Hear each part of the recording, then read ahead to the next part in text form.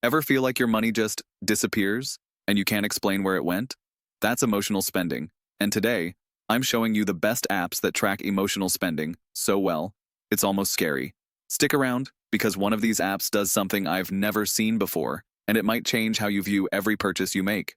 Most people have no idea how much of their spending is driven by boredom, stress, or even social pressure. But once you track the emotional side of your purchases, you unlock a whole new level of control over your finances. And unlike other videos, I'm not recommending these apps for affiliate commissions.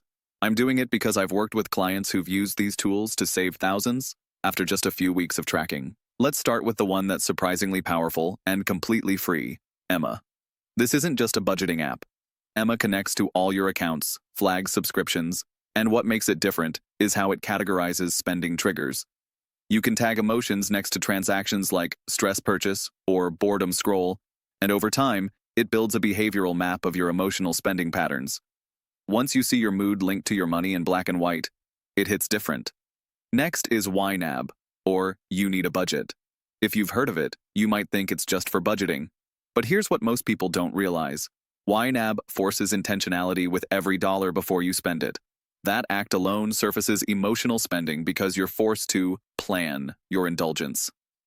I used this during a burnout phase years ago, and seeing how much of my budget was going toward emotional splurges made me rethink everything.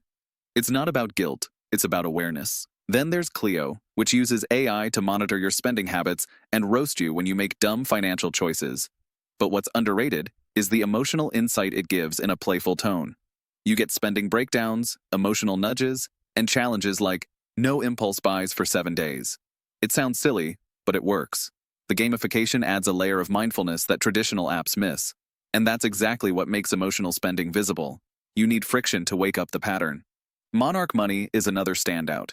It's sleek, modern, and designed for couples or solo users who want a big picture view of finances. But here's what's game-changing. It lets you add notes to transactions. That simple feature lets you write things like late-night Uber Eats after a breakup or retail therapy. And when you review your monthly report, you start seeing how often your emotions run your wallet. I had a client break a 4-figure monthly Amazon habit just by using this one feature consistently. Now here's the one that most people overlook, Reflectly. Yes, it's technically a journaling app, not a finance app, but here's why it matters.